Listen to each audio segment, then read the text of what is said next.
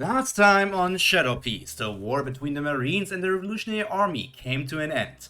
After a long battle, many people lost their lives. Some escaped, and yet again others defected from the battlefield. In the end, only one person remained standing, and it was the Purple Tiger that regained its youth, Admiral Fujitora, also known as Isho. Carrying his superior, Fleet Admiral Sakazuki, he made his way to the edge of the island and started flying away towards the Marine headquarters. This was only one war the Marines were going to wage in a short time. Now, back to what was going on the Thriller bark. Gecko Moria was still furious that Loki dared to kidnap Verona, but he kept an eye on his Book of Death over the days to see how the War of the Revolutionaries was going. When he saw the name Monkey the Dragon some days ago, he knew it was over for the Revolutionary Army, as the world recognized it today. The Pyro crew and their accompanied allies have gotten very close to Hachinosu, and the preparations also almost had come to an end. So, to not be picked up by observation haki users, only Maria, Absalom, Brooke, Bronya, Liv and Sanji stayed on the gigantic ship. Everybody else took one of the portals to either stay on Elbaf or Wano until the start of the attack. The Strawhat Pirates and Sanji were gathered on the deck of their colossal creaking ship, under a sky that seemed like death was following the pirate crew. The air was thick with tension, the scent of seawater and decay, and something far darker hanging in the air. Every pirate on board was frantically making their final preparations, practicing kicks, punches and dashes, weapons being maintained with cold methodical precision, and trying to push their haki to the best they can before the battle. The grim reality of the battle ahead set every nerve on edge. They were about to face off against one of the most feared pirate crews in the world, even though they only really appeared 2 years ago. The Blackbeard Pirates. Before a war, this kind of tension was normal, but they also had a lot of confidence in their victory. In a way, they even felt like Moria, how he was at the moment, could do it all by himself. Standing at the front of the island ship, the captain of the Strawhat Pirates exuded an aura so intense it felt like the temperature dropped by several degrees. His eyes were wild, dark green flames flickering in their depths, and the pure energy of death rolling off him was palpable. Even his own crew, who had sailed with him through many countless battles, some longer than others, kept their distance in this time. They had never seen their captain like this, consumed with rage that bordered on madness. In every other battle, he was calm and collected, a master strategist and a fighter who has to be afraid of no one. But this time, he snapped, even more so than in his revenge battle against Kaido of the Beast Pirates. The source of his fury, you ask? The Blackbeard Pirates had done the unforgivable. They had stolen what was most precious to Moria, his daughter, Verona. The mere thought of her in the hands of those ruthless marauders sent waves of fierce killing intent radiating from him, making even the most battle-hardened warrior flinch. Near the front of the ship, Sanji, who had gone through a similar emotional turmoil not long ago, hardened his leg with armament haki so compressed it even started to hurt himself. His face, just like Maria's, was a mask of fury, lips pressed into a thin line. The Blackbeard Pirates hadn't just kidnapped the captain's daughter, they had also taken his wife, Charlotte Pudding. And he had waited for the day the Strawhat Pirates would finally help him in rescuing her. They would suffer from the rage of two men willing to go as far as destroying the entire world to save their loved ones.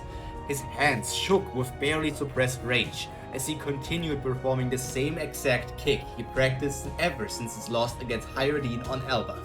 There was no room for mercy tonight. Sanji! Came a voice more dangerous than any other. Gecko Moria, the wielder of the Death Goddess's power, loomed over him, his massive frame blocking out what little light filtered through the dark, ominous clouds. I still stand in the point that attacking Blackbeard straight from Elbaf would have been rash. But rest assured, today we show him the true meaning of terror. Sanji looked up, his eyes cold and resolute. His happy-go-lucky cooking personality hadn't fully reappeared since he first heard the news about Pudding. I, Maria, regret ever laying a hand on you. His voice was a whisper, but the venom in his words was unmistakable. The crew around them worked in quiet determination. Zombies, reanimated corpses bound to the captain's will, numbering over 10,000, now groaned as they continued to row the boat towards Hachinosu. With so much man, or rather zombie power, even the currents of the New World could be tamed. The Strawhat Pirates were a force of nightmare incarnate, a death god, countless zombies, a chimera human, a skeleton, and a fierce giant. Not even talking about Sanji, who is some sort of biologically enhanced human.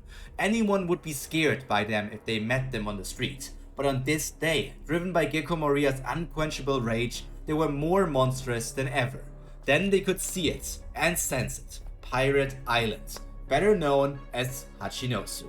The island the Blackbeard Pirates turned into their base of operations during the Rocky Port incident. It would only take one more hour until they could invade the place, but as a greeting, Moria sent out his first present. They built a cannon just to shoot him, the pink ancient giant horse with the shadow of the Sin of Pride hiding.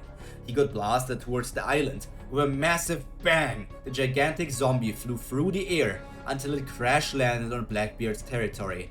Moria's grin was savage. Perfect! Let them know what fear feels like! He growled, turning to his crew. His voice boomed across the entire ship. Today, we rescue Perona and Pudding and rid the world of the cancer known as the Blackbeard Pirates. Let no one stand in your way. Do not hold back and murder every last member of this crew. The few living crew members roared in response, Liv included, their voices blending into a cacophony that would have sent chills down the spines of nearly every person in the world.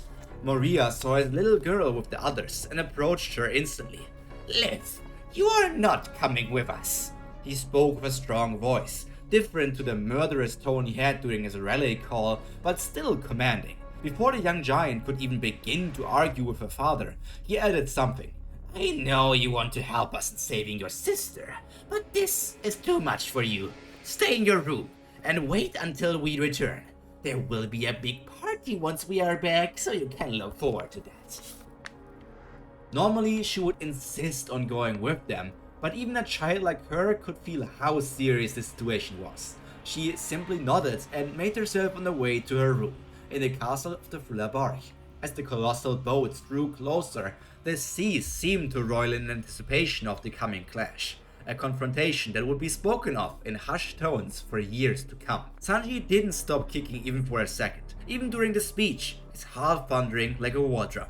This was personal, for his wife, for the daughter of Maria, helping out the best friend of his mentor figure, Absalom.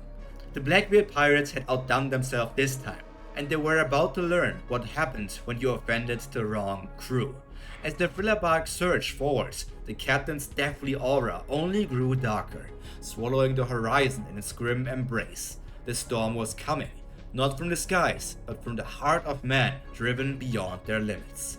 Absalom, the Dark Messiah, put his hand on Sanji's shoulder, assuring him that he could finally reunite with his family once this was all over. Brook thought about Laboon, who was still waiting for him, and how this felt like almost the final step before their own reunion. Bronya smacked her iron-knife fists together, ready to destroy some people to save the girl that quickly became her best friend. And finally, the ancient giant Ors, who was already stomping on grunts of the Blackbeard Pirates, showing them an appetizer of what was to come in the future, and also what is to come for you in the next weeks of Shadow Piece. As this is the end of today's episode, I hope you enjoyed it, as this is the start of the final arc, for real. There will be an epilogue, but this is the final real arc, and it's called Shadow War. I hope you're going to enjoy this Shadow War just as much as I am enjoying writing it.